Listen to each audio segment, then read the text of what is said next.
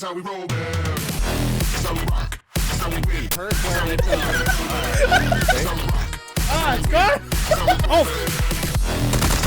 Oh, well, the whole f***ing hill's covered in. That was weird. Get wrecked!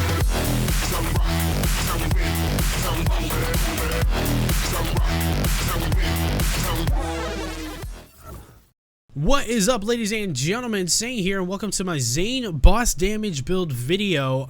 It's something I've been working on for a little bit, and I'm gonna try and get through this video without having a major coughing fit 10 times throughout it, because I've been struggling to get this video done because I'm still getting over getting sick, and honestly it's kind of a nightmare. So anyway, let's hop right into it. We're gonna start off with my setup here. Now I am gonna have timestamps down in the description down below, so if you want to just skip ahead to see what the build trees are and not have to watch the whole video, feel free to do that as well. But we're gonna hop into it now. I made this build kind of a combination of stuff I saw on Reddit as well as stuff that I came up with myself, and I was able to kind of tweak things around, and so it's kind of an open thing. So if you have a better setup, or if you can think of a better setup, or if you want to try something and it works out better, feel free to let me know in the comments down below, or even screenshot something to me on Twitter. That's at DireSaint on Twitter, and we'll go from there, man. I'm always down for tweaking things and making things as good as possible. So anyway, here's my build, the gun setup. So the first gun's not really super important right now. I just have a crossroads up there. Second gun is the Nighthawking, which is a fantastic SMG. It is kind of important. It's not super important. Most of your damage is going to be done with a Butcher and the Leuta, which we'll get into here in just a second. But the Nighthawking is also pretty dang good, plus 10% critical hit damage, and we'll get into why that's even better because of the class mod down here. Next, we have the Butcher, which is a fantastic shotgun, super fast fire rate, 10 shot magazine, plus 10% critical hit damage, plus 89% weapon damage, and it just combines really well with the class mod we got down here, which we'll get into. And then we have the Crovey Leuta, which is a 1200 damage one. It's not a ×2. Some of the Leutas have ×2, Leuta, whatever you want to call it. All right, come on. Plus 40% critical hit damage, which is huge, of course. And then you have the faster fire rate as well, which ties into our skill builds as well. And I have an anointed one. Now you don't have to have an anointed one. As you can see, this just reloads the sniper, so it's not super important, but most of our damage is done with the Leuta and the Butcher. Moving down into the shield, we have the Brawler Ward, which every time it's depleted, you get an extra 25% weapon damage while it's depleted. So that actually adds to the amount of damage that we'll be doing if we get hurt really bad. Generally, we'll be killing the boss a little bit too quick, and most of the bosses are pretty easy to dodge, so you won't have to worry too much about that. But if it does happen, you'll be doing an extra 25% damage, which is nice. Now, I'm sure there's probably a better shield out there. I have not found one yet, so if you have, again, feel free to let me know. Same with the class mod and the relic and all of that. Ignore the pipe on there. That's not important. It's not important. Just ignore it. Just ignore it. Anyway, class mod now. We have the order Shimmering Cold Warrior, which gives plus 3 to the synchronicity skill. That's the important one. The other one does not matter. So I know there's a better class mod out there, but synchronicity is the important one here. So it puts you up to 8 out of 5. We'll get into the build here in just a second. But it also has plus 45% Hyperion weapon critical damage, which is huge because the Butcher is Hyperion. And also, it has plus 45% Doll weapon critical hit damage. Why is that huge? Because the Nighthawking is Doll. So both of these high damage weapons, who also have critical hit damage increasers, are increased again more so with the class mod for critical hit damage, which is fantastic. It also has Malawan weapon reload speed, which who cares? It's Malawan. Next up, we have the loaded dice. Now I know there's some better rolls we can get on the loaded dice, but this is just the one that I have gotten so far, so it just doesn't really have anything that helps out other than the fact that it's luck. Now I know there's actually better relics out there, so you could roll something with shotgun damage like this one right here or something like that, but I just use the luck one for the better legendaries and stuff like that. So anyway, let's hop right into the builds now. We're going to start off with Digiclone Tree right over here. You're going to dump all 5 points into Synchronicity, which increases the gun damage whenever you have an action skill active, and we're going to be using 2 action skills, so it doubles that. So right now it's plus 32% per active action skill, so it's going to be 64 with 8 out of 5 because of that class mod, which is pretty freaking awesome. Next, the second most important one on this line is the Borrowed Time time, you're going to go 5 out of 5, which basically just increases the skill duration for every action skill you have active. So you have 2 out, it's going to be 30% active with 5 out of 5, which is nice. And then I put 3 out of 3 in Pre-Moon Night, how do you say that? The Digiclone gain and Zane gain increased magazine size, which just helps continuous DPS as well. Next, most importantly, is Donnybrook, which is a kill skill, and it gives Zane and Digiclone increased gun damage and health regeneration for a few seconds every time you get a kill, and that's 19% gun damage, which is extremely helpful. The health regeneration is nice, but it's not super important. Next was an extra point, so I just threw it in duct tape mod just for the extra damage, whatever it happens. And then you're going to go all the way down to Supersonic Man.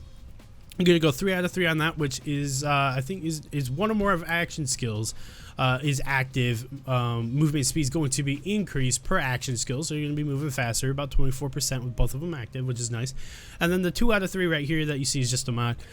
Not important for the boss damage, it's just there for because of the mod, basically. And it's good for extra mobs and stuff like that, but it's not really good for boss damage. As for the modifiers we have, we're going to be going with which one's real, which basically means whenever you call out the Digiclone and whenever you switch to the Digiclone, targets will target the Digiclone more likely to target them for a few seconds. Basically aggro, like a pet aggro in like an MMO or something like that. And that can be useful if it's a one-on-one with the boss and stuff like that. So that's kind of nice to not take as much damage. And then if Zane takes health damage while the clone is active, a portion of that damage is shared with his clone. That's 75% damage is shared, which is huge. But your clone will go down a lot quicker, meaning it's not up for as much time with the damage boost and all that. But nonetheless, it's still very helpful, and most of the time you're going to have your shields up, so you don't have to worry too much about that. But that's called digital distribution. So moving on over to the Sentinel tree. Starting off on the top row, we got 5 out of 5 in Violent Speed and 5 out of 5 in Violent Momentum. These guys play off of each other as well as play off of Supersonic Man over here in the Digiclone tree. Violent Speed is a kill skill. After you're killing an enemy, Zane gains increased movement speed for a few seconds, so you're going to be moving even faster, about 25% faster every time you get a kill, which is nice. And then Violent Momentum increases Zane's gun damage the faster he is moving.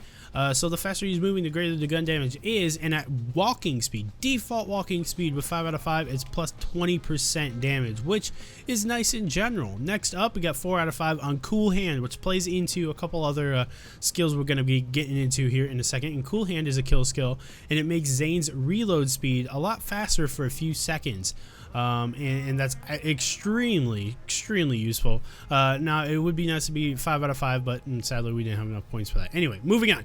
Death follows close. All of Zane's kill skills gain increased effect and duration, which is huge for a lot of these skills that we have are based on kill skills, and that plays into Seeing Red, which we'll get into here in just a second. But it increases the duration and the bonus that they give, which is extremely helpful. Next, we have Violent Violence, kill skill. After killing an enemy, Zane gains increased fire rate for a few seconds, which helps with DPS. And then we have Playing Dirty. Kill is also a kill skill, and after killing an enemy, Zane's next 5 shots all have a chance to fire an additional projectile, which is extremely nice when there's mobs around. You can just crank a mob, get them out of there, kill them, get that kill skill, and then go for boss damage, and you could end up shooting a lot more shots down range before you have to reload.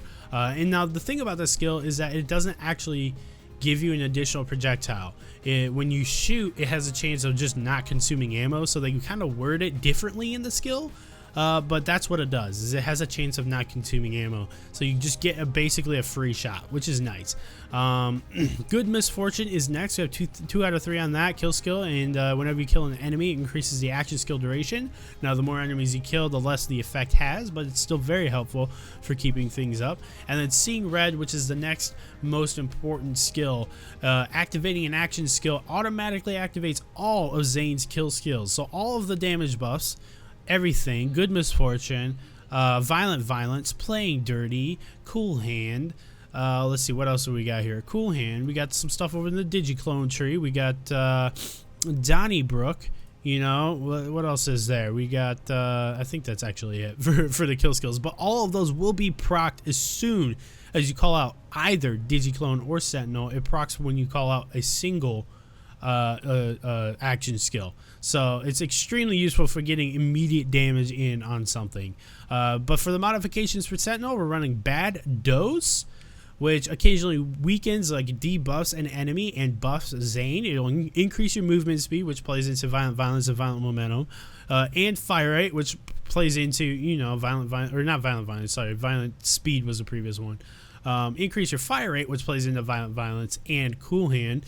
And then you have the debuffs on enemies, which is nice. Slows their attack speed down, slows their movement speed down. And then we also have Static Field, which basically just drains shields for enemies around you and gives you their shields. Like it's like a siphon for shields. It's pretty nice, or a life steal for shields. Now, an argument can be made for putting rockets on Sentinel. Might increase your DPS a little bit, but I kind of like having a little bit of stuff to keep you alive. But anyway, that's pretty much it. Let me show you guys a few kills. Right now, I'm on Mayhem 3 and TBHM. Let's check out the modifiers we have. Enemies take less damage, 50% less damage from cryo, radiation, and corrosive. Enemies gain plus 40% weapon damage, and enemy weapons are 50% more accurate. So it's pretty nice because we don't have anything affecting any of the weapons we're using right now. Ideally, you're gonna want addition, like plus 50% on shotguns or plus 50% on snipers, even. Something that'll help you out a little bit, or even like this guy right here with plus damage on SMGs or plus damage on elemental bullets. And we're also going to take Pipe Bomb off just so you guys can see without Pipe Bomb. I'm just going to throw a random one on. Anyway, so let's hop into it. That's going to be it, though. I hope you guys enjoyed the video, enjoyed the kills in the background. Like I said, if you have any suggestions, any changes, or any loot that would be better for this build, please leave it in the comments down below. I'd love to hear from you guys, or tweet me on Twitter at DireSaint. I'll see you guys in the next video. Peace.